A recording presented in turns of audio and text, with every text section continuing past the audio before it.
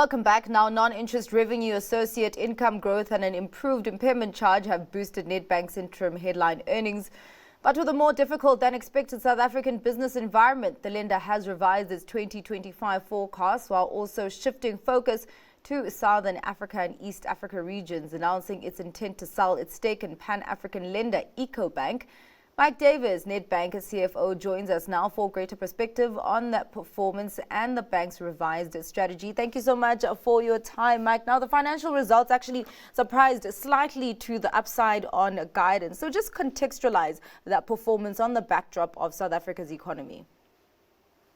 Yeah, so the guidance we gave the market is we expected earnings to be broadly flat 25 on 24. So certainly deliver earnings growth of 6% was certainly above guidance. As you've indicated, pleasingly supported by continued unwind in the cost of risk or bad debts or impairments, expense discipline, certainly in terms of underlying expense growth, but then certainly softer from an NII and NIR perspective. So in terms of gross operating income, I would suggest softer than we had originally expected.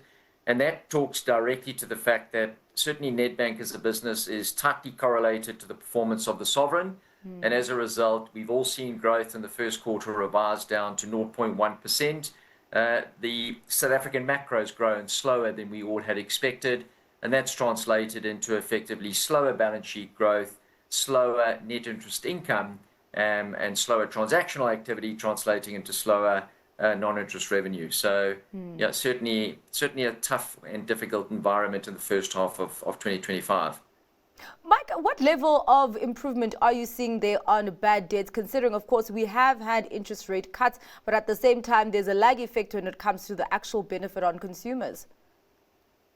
Yeah, so we typically model an 18-month lag. So as rates are cut off the back of low inflation, you typically see that translating into a better impairment performance roughly 18 months later. So you are starting to see that improvement in the cost of risk take place as a result of those rate cuts. Obviously, the most recent rate cut will take time to translate into a better impairment number. But you certainly saw that in the second half of last year, and you certainly saw that in the first half of this year, that lower inflation, the lower interest rates, slightly higher disposable income, translating into improved bad debt number. And I think you'll find similar when the other banks print as well. Yeah. It is highlighted in the results commentary that household credit growth was muted at 3.1%. Is this a result of a lack of demand from consumers or limitations in supplying the credit? Certainly not a non-relation of a lack of supply. All banks are open for business. Certainly Nedbank is. Yeah. It's rather consumers remain cautious. Okay. They've lived through an environment of very steep inflation and higher interest rates. They're seeing the benefit of those coming off. They've also tapped into savings to service previous debt levels if you go back to the back end of 23 into 2024. And it's just the consumer being cautious. We saw that all the way through last year. Consumer credit appetite slowed throughout 2024, and that slowing plateaued in the first half of this year. We are therefore expecting slightly stronger growth from both the consumer segment and the corporate segment in the second half. Yes. But we also, on the other side, we are seeing it's taking longer for deals to close.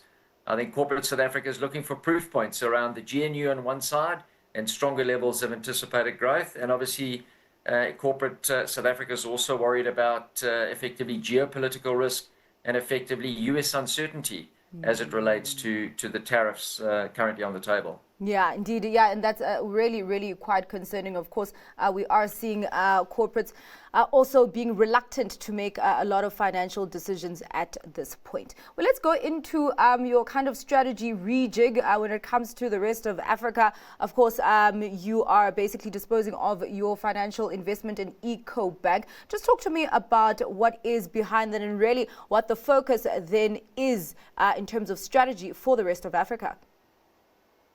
So when we invested in ETI, and this was, we originally put a piece of debt into this particular entity about 17 years ago. We've converted that to an equity holding about 10 years ago.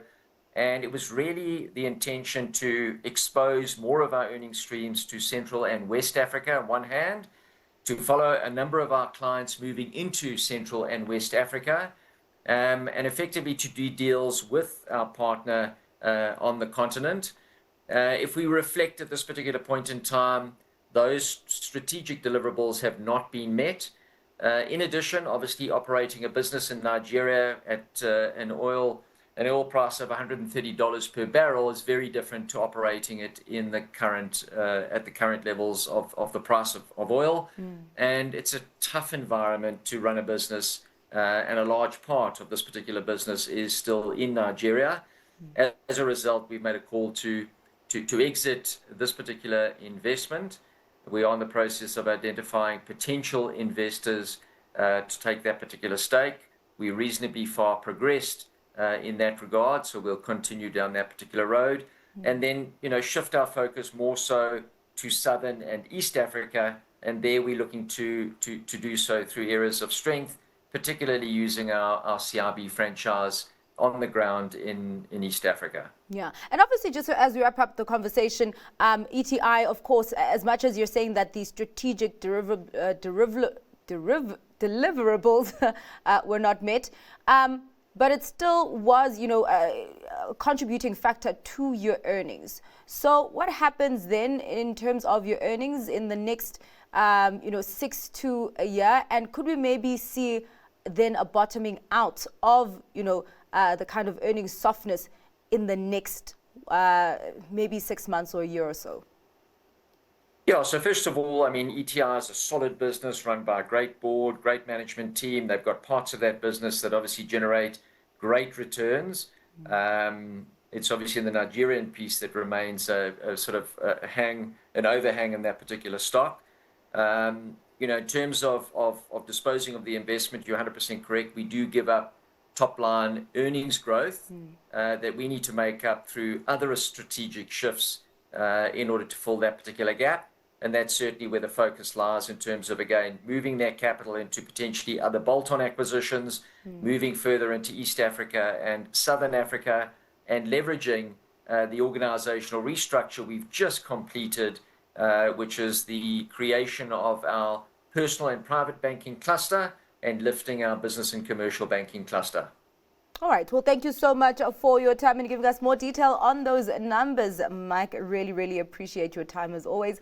That was Mike Davis, CFO of Nedbank.